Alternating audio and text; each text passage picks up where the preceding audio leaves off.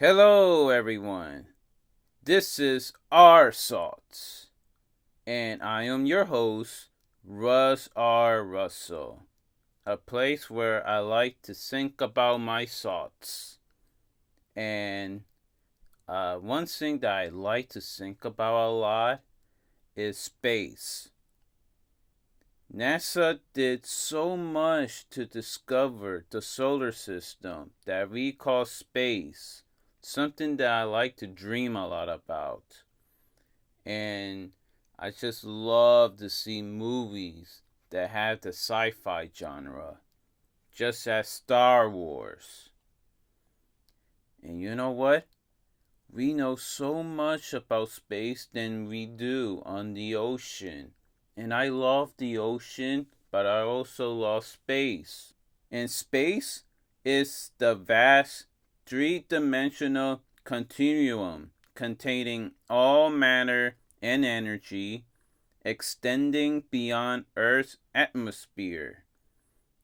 It's a near vacuum, mostly empty, but contain celestial objects like planets, stars, and galaxies, as well as radiation and magnetic field.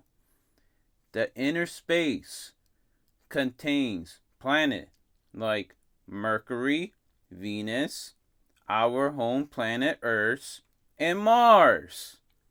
These planets are small and crunchy asteroids. Then there is the outer space. The outer space contains planets like Jupiter, Saturn, Uranus, and Neptune. These planets are larger and composed primarily of gases. Yeah, like so far, there are 8 major planets known to man. And here are the list of planets and their average distance from the Sun. First, there is Mercury, which is 36 million miles away from the Sun.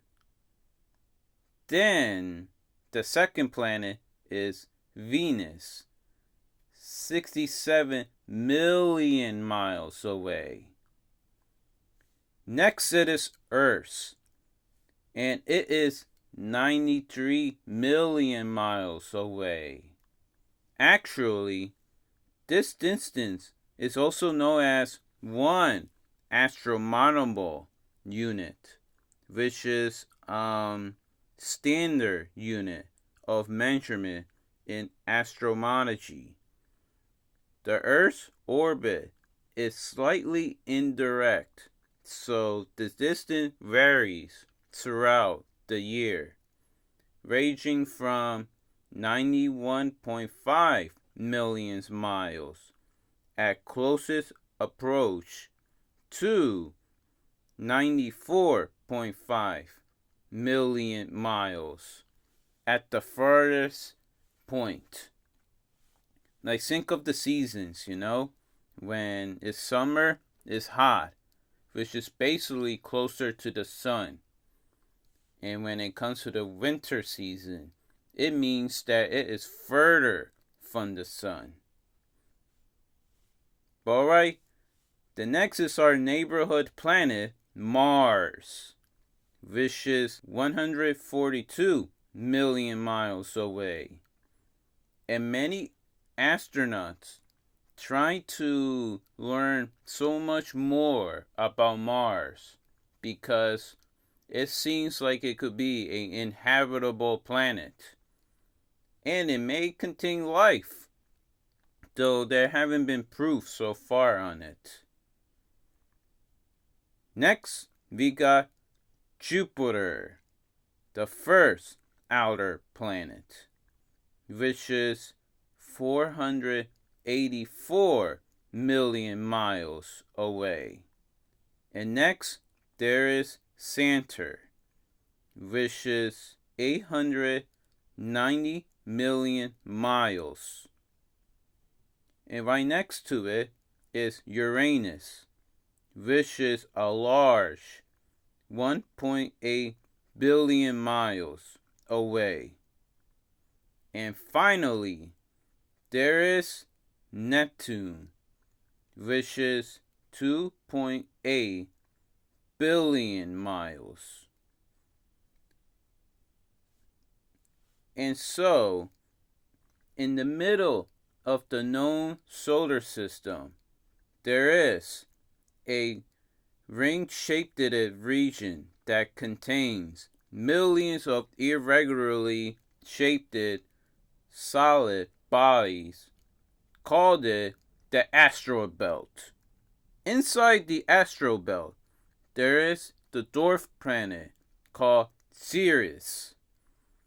The asteroid belt is composed of rocks, ice, and carbon-rich material and is essentially the leftover, quote, building blocks from the formation of the solar system about 4.5 billion years ago. Some people think that, especially in sci-fi movies, that the asteroid belt is so close to each other, but in reality, it is extremely far. Just think of from United States traveling to Japan. It's not even that close. So yeah. And in the long distance after Neptune, there is a dwarf planet called Pluto. It used to be known as the unknown planet because there was little research made on it. It was originally classified as a planet until 2006 by Neil deGrasse Tyson, the brother of Mike Tyson. The sun in the solar system is really a star. Like the little bright light that you see when looking at the night, those are in actuality the sun. The stars in the background are really huge sun. And it's nowhere near the shape that you see too. You always see the Super Mario Power Star. It doesn't really look like that, you know? And there possibly are other planets beyond the known ones in our galaxy. Scientists know there are planets in our galaxy by using indirect methods to detect them, as most planets outside our solar system, which are called exoplanets, and beyond and fade to be seen directly. The most common techniques rely on observing the effects that a planet's gravity or physical presence have on the sun. It is hard for me to understand the exact math in detecting the mass of the planet, but scientists can classify and characterize the type of exoplanet that they detect, which is really interesting. I really would love to know, what are the other planets in space? But what I don't like in sci-fi movies is planet tends to be inner planet / country asteroids. In Star Wars, there are seen planets based of BIMOS on Earth. There's even one whole planet filled with one city. There are no unique or fictional biomes seen planets. Why not have a planet filled with green slimes? Just make it more interesting.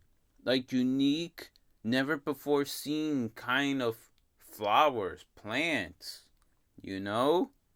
Or have like something of a planet that is in a way alive. Like the planet is like a face, you know? Plus, there are no more than one biomes planet. Also, in which sometimes bothers me, the time constant in these sci-fi movies tend to be Earth's time. Year is really a distance based on one rotation around the sun. Hence, many people get confused when they hear light year. Light year is a distance of measurement, not time. So why not use a completely different time concept? Unless there are the third planet that rotate around a sun, why do we bother using Earth's time? I mean, I could at least understand to use it to make the audience easier to comprehend how long has it been. But whatever. I just like hearing creative things, you know? Especially the language. Sometimes, like in the top of my head, Jimmy Neutron, where aliens speak exactly like English. What, like, is this something common? But we got so many different language. And yet, aliens in outer space can speak English? I mean, I could understand reality that this will help understand what they say. But whatever. Oh, yes. Ancient people try to understand space, time, and antimatter through religion and myth. Many scientists view these things with scientific thinking.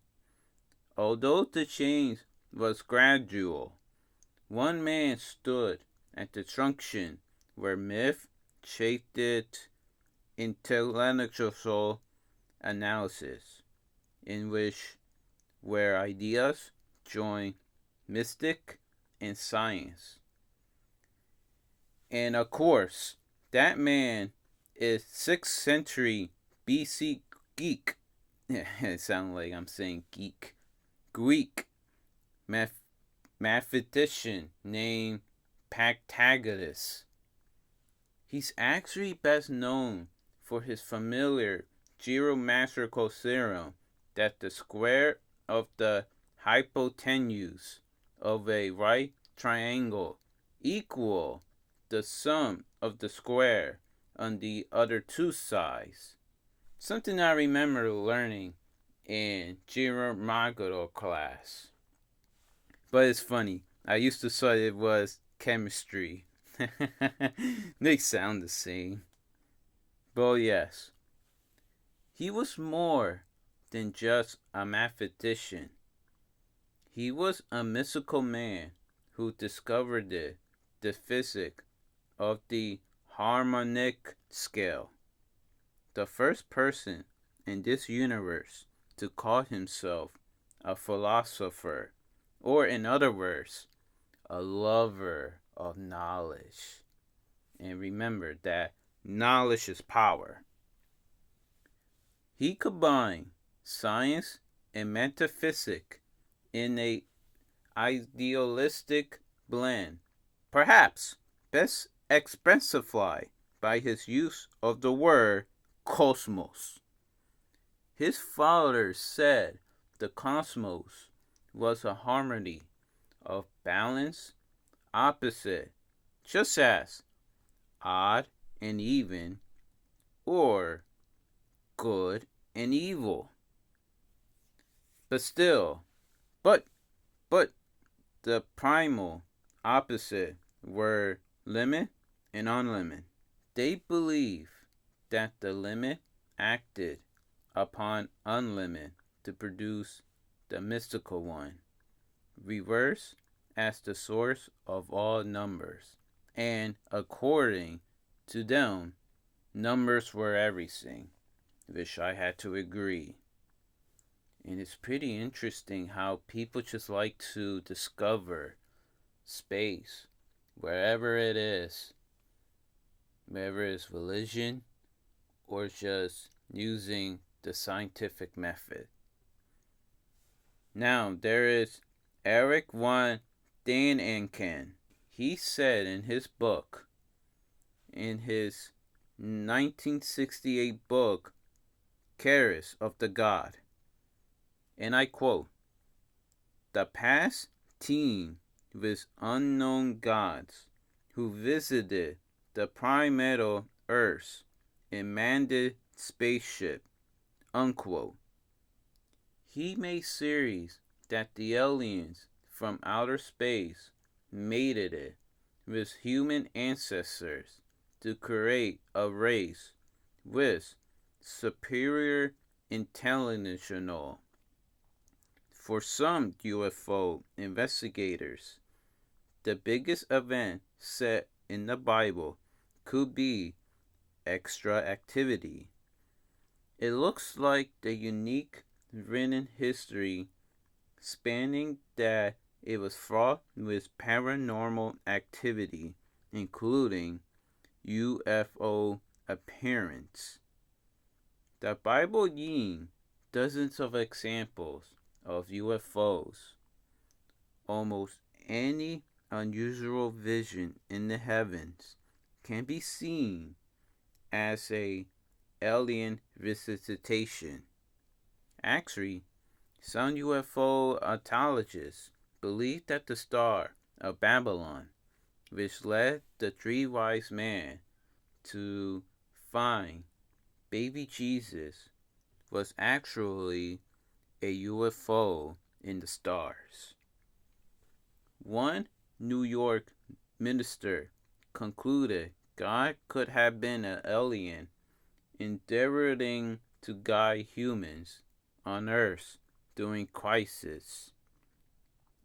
And actually, a good way to even analyze of it was in a Renaissance painting of the Madonna and Child. In the background, there is an object radiating beams of light. To some, the mysterious item presents a UFO.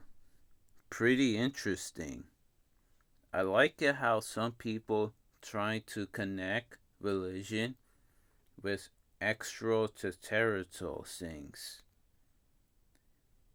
Oh yeah, and alleged contactee Daniel W. Fry tried to reach aliens with a multiple frequency radio device he built in the 1950s.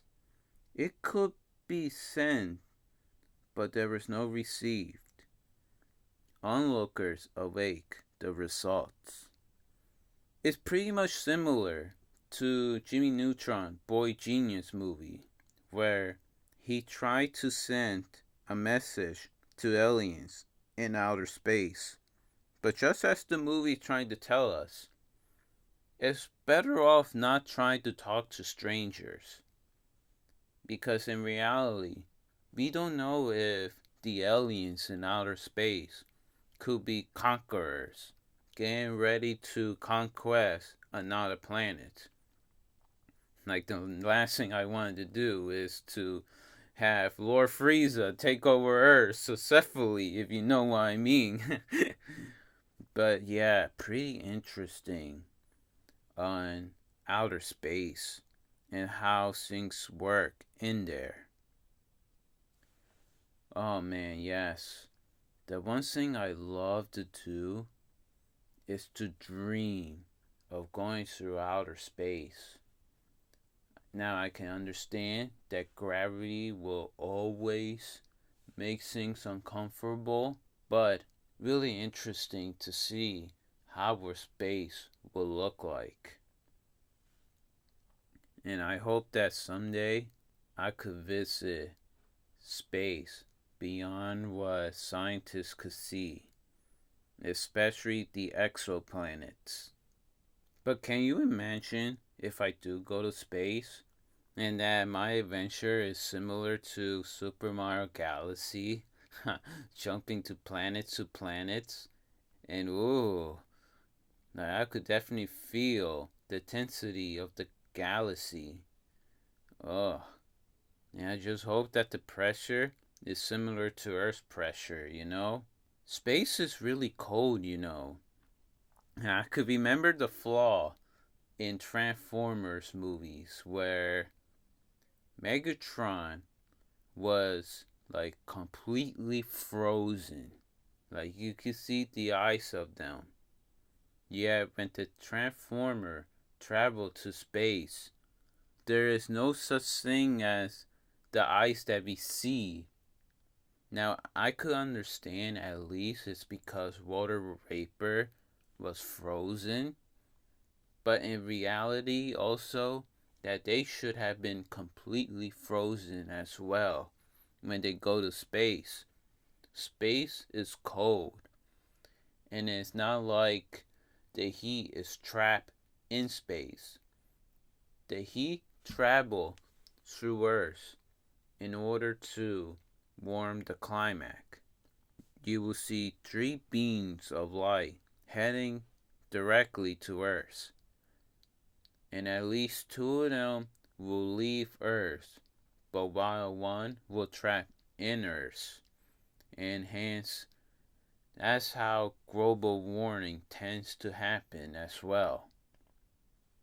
I say pretty interesting stuff, but I do wonder about Earth.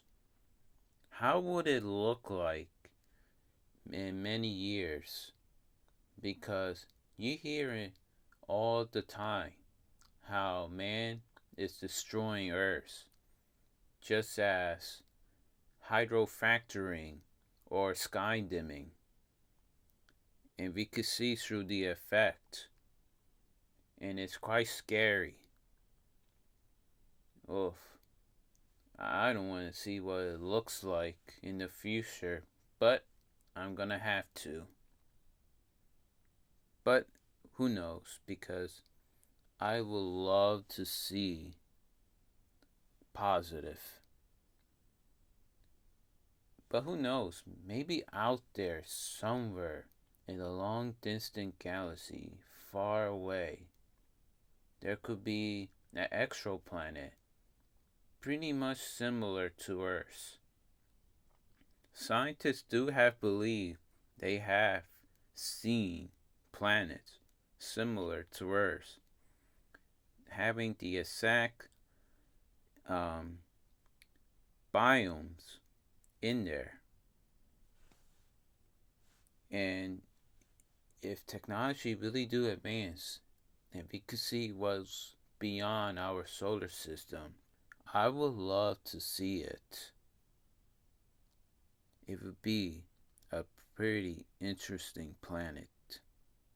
But what fascinates me is the little asteroid that rotate around the Earth, which is its natural satellite, as we called it, the moon. Which interesting how other planets have names of their own moon, but scientists doesn't bother to name our moon like that. It orbits around the Earth at an average distance of, it is really funny, 238,854 miles, about 30 times Earth's diameters, and it completes a orbit around 29.5 days, or like obviously call months. The rotate period by Earth's gravity is like the same as always facing Earth, Within the solar system, it is larger and more massive than any known dwarf planet, and it is actually the fifth and the fifth most massive moon, as well as the largest and most massive in relation to its parent planet. Its surface galaxy is about 1/6 of Earth, or I think also like I believe half of Mars. But whatever the case, it's the second highest among all moons in the solar system after Jupiter moon Io. The body of Earth and the moon is pretty unique, as in, since we only see Earth and the moon rotating in a synchronized way, as in, like how the Earth rotates around the sun, so does the moon.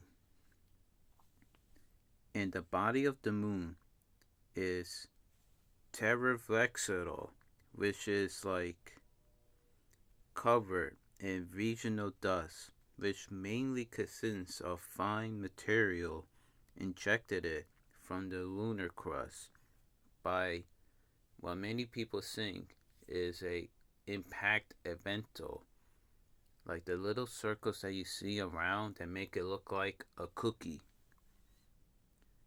And the crust is marketed, and to some people it features a bright ray-like streak.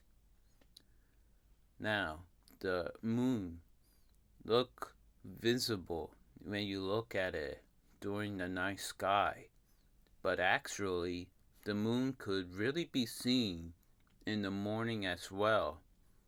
It blends and camouflages pretty well on the morning sky, but if you look closely, you could definitely see the moon in there. So the moon is always present.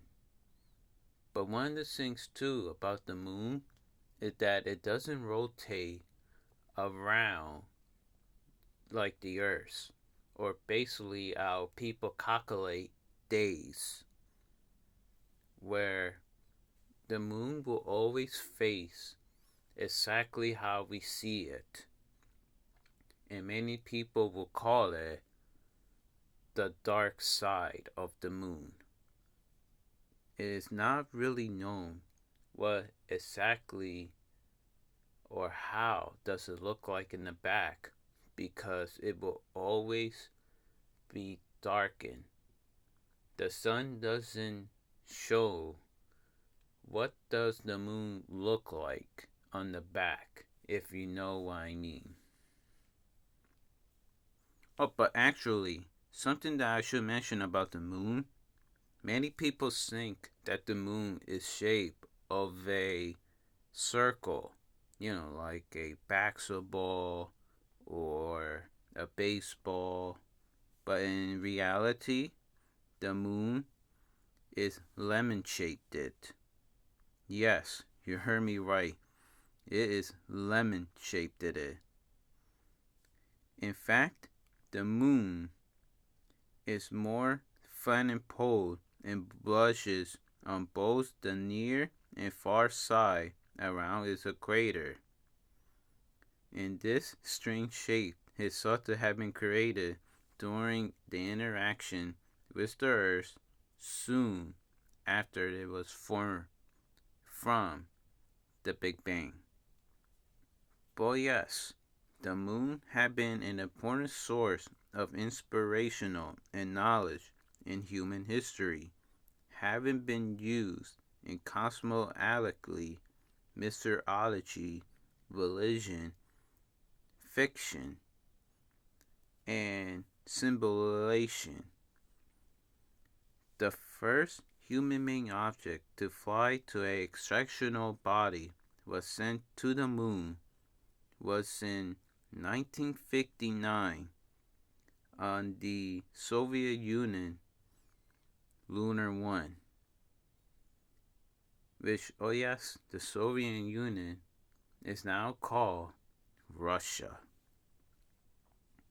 And in 1966, the first soft landing by Lunar 9 and orbital insertion was followed.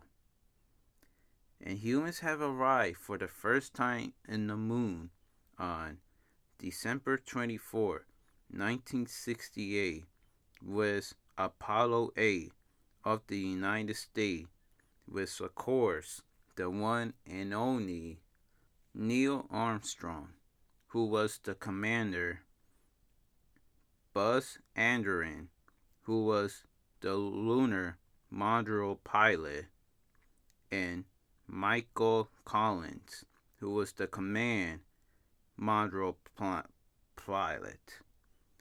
But when they arrived to Earth, Neil Armstrong was apparently the first to step onto the lunar surface, which makes the iconic phrase, that is one small step for man, one giant leap for mankind. Really interesting, right? Oh man, and hopefully one day we could see mankind finally reaching to Mars. And it will be even interesting if they could even settle in that planet. But it seems pretty unlikely to even settle on that planet due to depolarization. But you know what? Pretty interesting how we're talking all this, and it may not happen if, and I mentioned it before, the Big Bang Theory. It is a theory that claims that the universe began about 13.8 billion years ago, which was caused from a hot, dense, tiny point that rapidly exploded, eventually forming the matter and energy that makes up the galaxy that we all know and see today. And this theory explains the universe expansion, the presence of the cosmic wave, and the radiation. Also, trying to explain that this is how atoms are formed. The universe really became like this, all because of a Big Bang. It's basically trying to explain that this is the genesis of the universe. And scientists believe that the evidence for the Big Bang is from cosmic microwave background radiation, which is the faint glow detected across the sky. And you can see how hot it is with the early universe, and provided strong evidence for the Big Bang. Another evidence of it is the expansion of the universe, which observers shows that the galaxies are moving away from each other, extending, with more distant galaxy moving further away, indicating a universe that originally had a starting point, and now they're separating away. And another one that explains that there was the Big Bang was the abundance of light elements. The Big Bang theory accurately predicts the absorbed proportion of light elements like hydrogen and helium.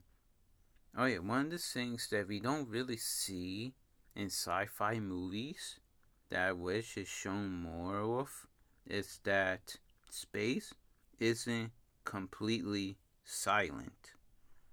Space is pretty much a vacuum, and that the sound waves can't travel through it the way they travel in Earth, which actually means that you want to be able to hear anything in space.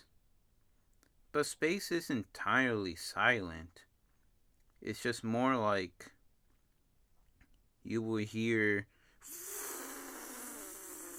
noise. You know what I mean?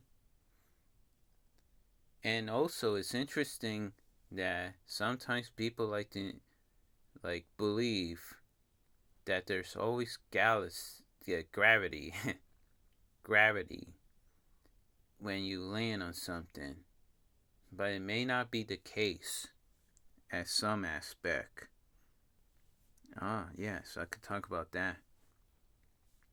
Oh yeah, one thing that's so interesting is that the gamma ray buzz release more energy in 10 seconds than our actual sun on its entire life. Nothing in this universe could rival the power unleashed during a gamma ray buzz. But there are many types of gamma ray buzz, and although some sought to form when a massive star have actually died or imploded it, others, when two neutron stars merge together, it can create a gamma ray buzz. And there was a artist impressionate of a gamma ray buzz, and it looks like a galaxy that's shooting a hyper beam during it. Really cool to think about it, you know? Yeah. Oh man, like there's so many cool images when you had to think about it. Oh, space is so beautiful. And I just love seeing the space image. Oh man, like I can't stop staring at it. It really is beautiful when you think about it. But yeah, and one of the things I love to see in space are the cosmic, the comic. Yeah, sorry, tongue twister. What I love to see are the comics that goes around space. To other words, to describe it best, the falling star. Oh man, it looks so beautiful. And actually, there is one comic that I would love to see, and that is the Russell comic. Well, there's actual different types of Russell comics, but what I'm trying to see is the ones that are named by Kentic Russell. And two examples I could think of is the 94p Russell comic or the 156p Russell linear comic. Oh man, I tried to see some of these comics when they're claiming you could see them on the sky, but it's hard to look at it. I probably would need an advanced looking telescope in order to see those beautiful comics in the sky. But it is what it is. If I can't see it, then oh well. But I bet it will look so beautiful. And I really do want to see them. Oh man, I just love space. It's just so beautiful to stare at. But the one that I wouldn't want to look at, and it's pretty scary to actually think about, sometimes it gives me nightmares, is the black hole. That is something I don't think anybody wants to see. And I will tell you why. The intense gravity of a black hole could stress anything out, similar to spaghetti, compressing vertically and stressing you horizontally. And there's no escape.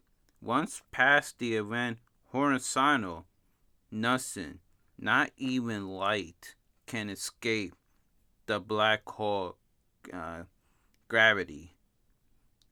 And there are different effects, like a stellar mass black hole could cause more extreme, statically mystical, more massive, supermassive black hole due to greater differences in gravitational pull between anything. Despite that, it's not actually a big threat to Earth because it is light years away from it. Like, it may have a fearsome reputation, but it's not a direct danger to Earth. And while they possess a humongous gravitational pull, their scarcity and vast distance make it really unlikely to occur. So even if a star were to collapse into a black hole, its influence on planets will remain largely unchanged, meaning that nothing's going to happen because that's how far away it is. However, and seriously, however, if it were to happen, everything will look like a spaghetti, you know? But let's just hope that a black hole doesn't happen anytime soon as the recording of this video. Oh, but another interesting thing to talk about in space is the wormhole. It is a spherical terminal. No. Oh, but another interesting thing to talk about in space is the wormhole. It is a theoretical tunnel-like passage through space-time that could connect two distant points from the universe, potentially like a shortcut that travel more faster than a light. And while these shortcuts are mathematically possible according to Einstein's theory of general relativity, no wormhole have ever been absorbed. So we might not even know if a wormhole even exists. But still, key challenges have included their inherent instability, which will cause them to collapse, and while the requirement for exoplanets with negative mass energy could keep them open. Physicists have recently used quantum computers to see if they could create and send information through simulated wormholes, demonstrated that it might not be far-fetched to see it one day. But of course, what they see is a problem. And one major problem of it is stability.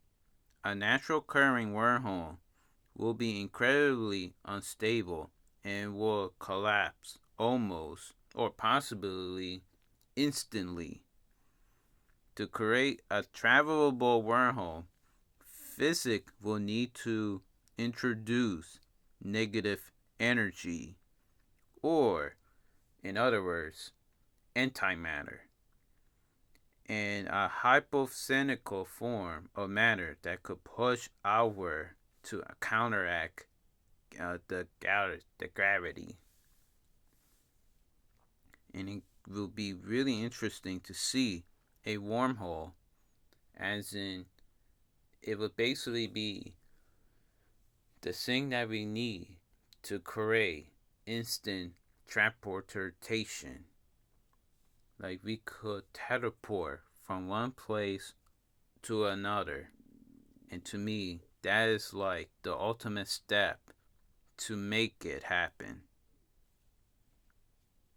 And to me, that'd be like the ultimate technology to see traveling from one place to the other. Many people love the airplane, but the ultimate travel technology, which I would love to see, is instant teleportation. But right now, wormholes is basically viewed as science fiction, and it's a great way to imagine what if we could see it happen from one point to another point.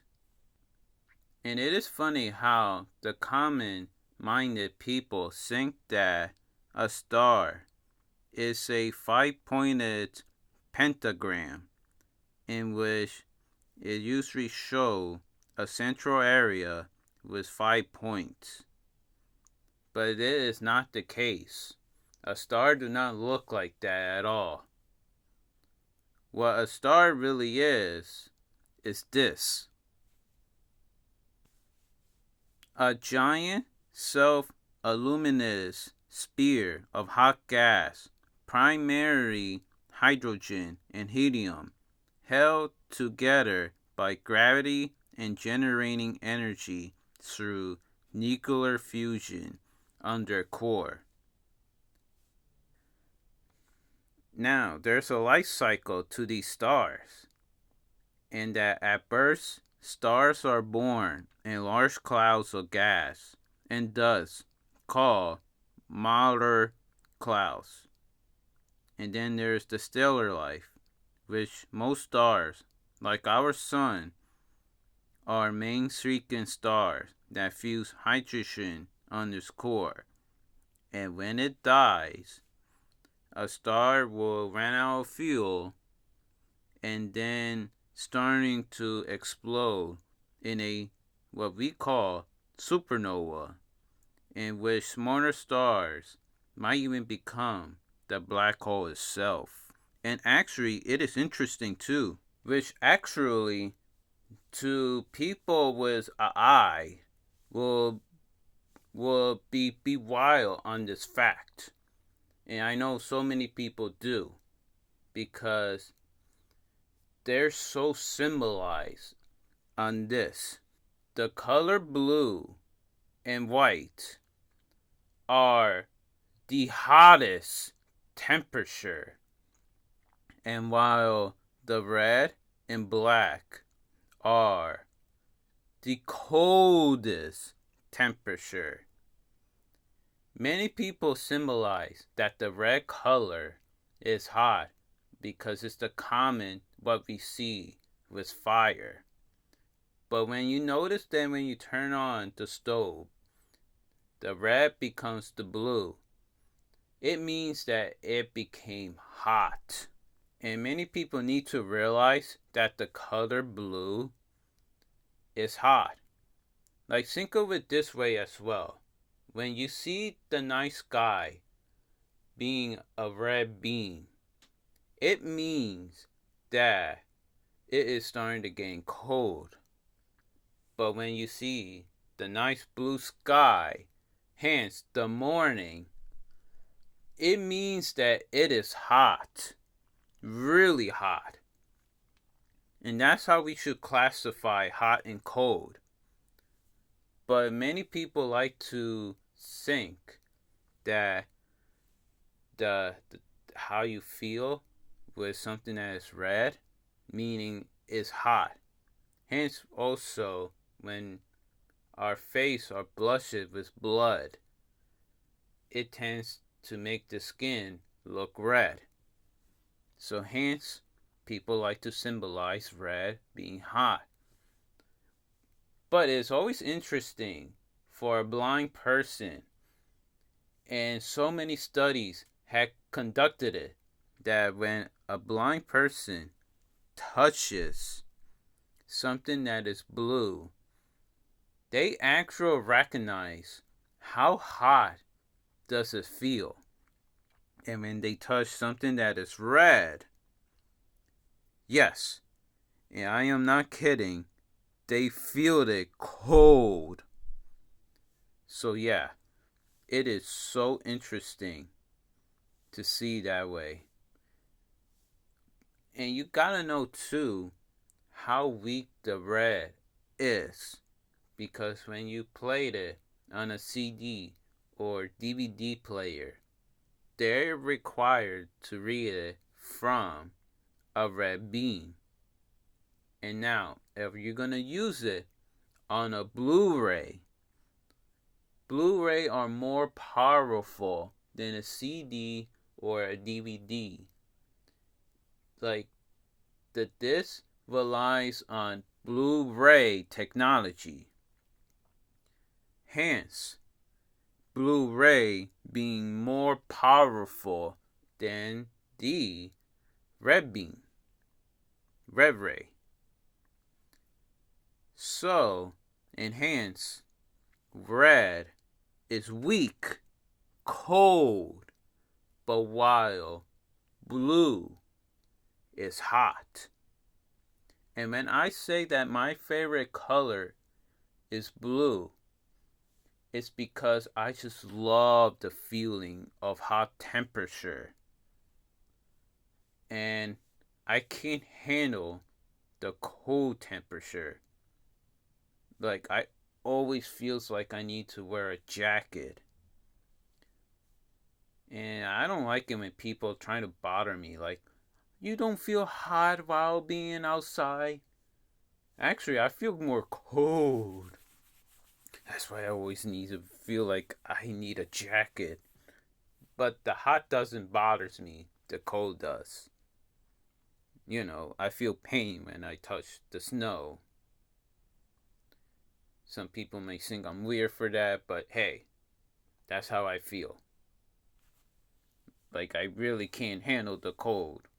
And I love feeling the hot because it gives me energy. It really does. Now, the only time I don't like it is for my head, because feeling too hot will make me feel doozy.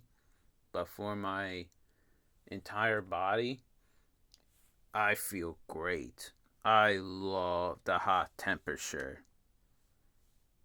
But getting off sidetracked, but yeah. In reality, the blue stars are extremely hot, and while the red star is extremely cold. So when you actually think about our sun, it's really actually, in fact, cold. Yes. I mean, to us, it might be extremely hot, but in the overall scale scenes, it is actually cold. Pretty interesting, right? But yes, space fascinates me a lot. And I just love the facts of it. Yes. I would love to live in space. Maybe to try to escape all the danger that will lie ahead, like the meteor that took down the dinosaurs. And maybe even visit other extraterrestrial life forms, you know? I would love that. But the one thing I definitely gotta watch out is radiation. But I don't think I want to go to space with a human body. I would love to go to space with a robot body that could handle these kind of things. Because in reality, the human body is not ready to go outside of space as of yet in this recording of this video. But who knows? Maybe evolution will make it possible. It'd be an amazing invention to see from all those sci-fi movies, like the chips, the gadgets, all of that kind of stuff. It's kind of cool and all, but it kind of be nice if to see it in real life, like the X-Wing. And now I know it's unrealistic to see it as of 2025, but it'd be really nice to see it. Like, and it makes me wonder too. Also, this I see in sci-fi movies, or even like portray in the future, that fashion sense is no longer a thing. Like, why do everyone wear like a plain jumpsuit? I don't know. Like, do they just predict that's how we're all gonna dress as? But yeah, and what I guess is kind of nice to see in sci-fi movies is that they tend to invent um, machines or chips and other gadgets that they use. And too bad that we don't really see it as of 2025, but it'd be amazing. Oh, and one last thing I wanted to mention is I would love to see this weapon in sci-fi movies to become a reality, and it's most commonly known as the lightsaber, especially seen in Star Wars. I would love to carry like a sword beam of any kind. I mean, I'm not a kind of a person that use lethal weapons just as a gun. I mean, I will never, ever, ever, ever want to use a gun. And I'm somebody as well who's afraid of the belt or afraid of the knife. But still, I just at least want to try out a cool, very cool sword to wield. oh, oh yeah, I could imagine it. I especially wanted to use a blue color lightsaber where I could just slash some things. But hey, I could also try to use it to self defend.